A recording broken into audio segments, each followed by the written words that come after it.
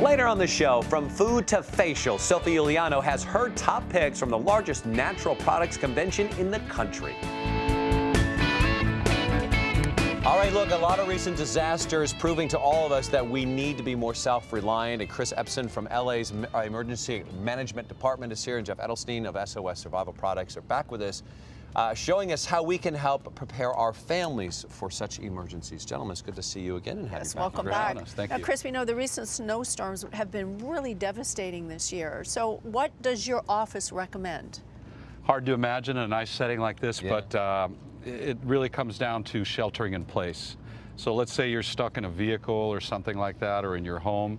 How are you going to be able to survive any type of disaster you may face? So we'll talk about sheltering in place and what that involves, and what are some of the products we recommend. Okay. All right, so let's start. Should we go over to Jeff here for this, or do you have another point you want to make?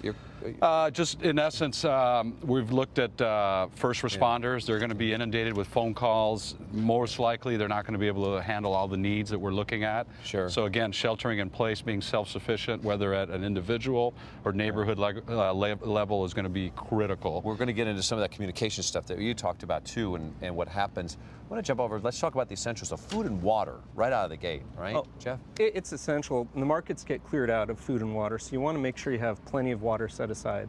Bottled water, like the 5-gallon containers here, have about a 2-year shelf life. You could go with, I have a family of 4.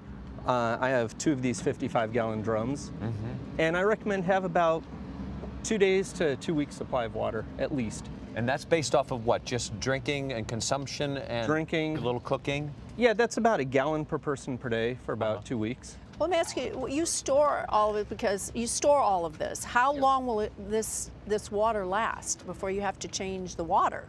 Well, with the 55-gallon drum, there's an additive you can put in it. To An additive?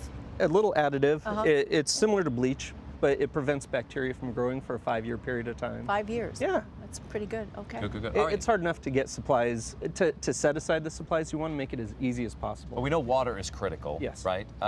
And food and whatnot. Is there something you want to touch on with food? Because yeah, with regards to food, most people have canned food. Canned food is a necessity.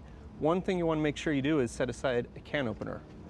Doesn't do much good if you don't have a can opener to get into your food. True. But have stuff for breakfast. Have things that your whole family is going to eat. And this is where you pull out your camping supplies. If you have a propane or butane stove, pull that out, make sure it works, and test it out. One warning, if it's a propane stove, do not use it inside. Good. Propane is dangerous inside. Okay. Usually we have no power in a situation like this, so we're in the dark, literally, on this. You say light things up? My name is Jeff. I'm a flashlight geek. You'll never have enough flashlights, is the way I look at it. So with any disaster, you have to have lanterns and batteries that work. This little lantern here will give up to 300 hours of light. It works off 4 C-cell batteries.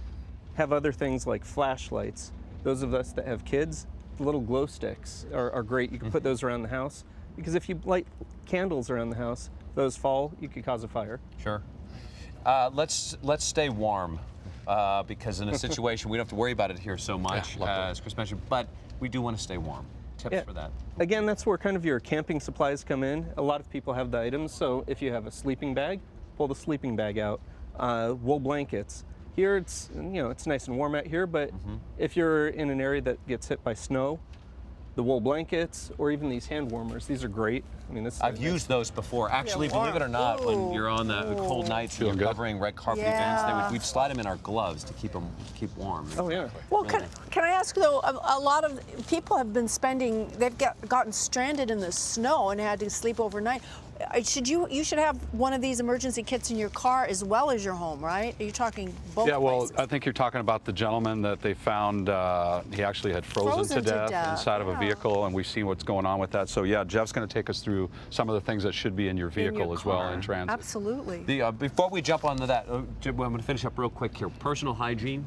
Yeah, you want to have, the waterless hand cleaners are great. You could have the baby wipes. Some people don't want to smell like baby wipes, so just having full body wipes. Yeah. If you and have then no medicines.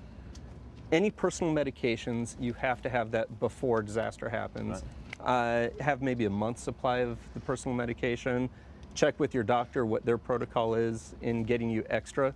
just in case anything happens. That falls under the first aid kit, maybe? Yeah, under the first aid kit, but that falls under do it before disaster happens. Sure. Okay. How often do you have to, like a lot of these things you think, you try to buy stuff that's non-perishable, but realistically, like how often should you be checking, making sure everything's up to date, the batteries? Expiration 6 months, a dates, year? right. What do you recommend? Well, I usually recommend pick the same time every year. Daylight savings, for example. Every daylight savings, we go through our canned food, we go through our water. Okay. We take all of our canned food and donate it to a food bank, and then just rotate out and buy all new canned food. Your first aid items, there's a lot of first aid items that tend to expire. Tablets, ointments, and just batteries. So just once a year. Okay. We're gonna get to the question. Actually, Christina brought up the car, but just real quick on communication. What happens in the event of an emergency from the global picture of things? Well, picture something happens and you can't communicate with your loved ones. That's critical, right?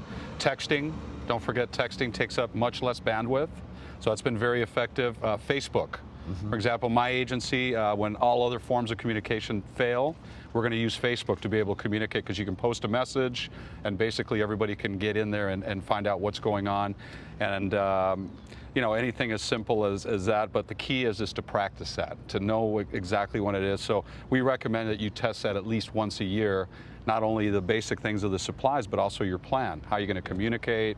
We call it a test weekend. So we want families out there to get in there, do a test weekend, camp out, no power, and just assume everything's out. You said you want to have a resource off-site, away from where you are? An out-of-state contact, exactly. Yeah, what does a that point mean? person. Why? That means somebody, like, for example, my sister's in North Carolina, out of the Raleigh area. So if something were to happen, I'll post Facebook, but if that's not working, then I contact my sister, because most likely phone calls will go out of state, as opposed to internal emergency right. responders are going to be know that. receiving Okay. 911 calls and so Right. forth. So it's critical and out of the area and out-of-state contact. This is some of the apparatus we need, right?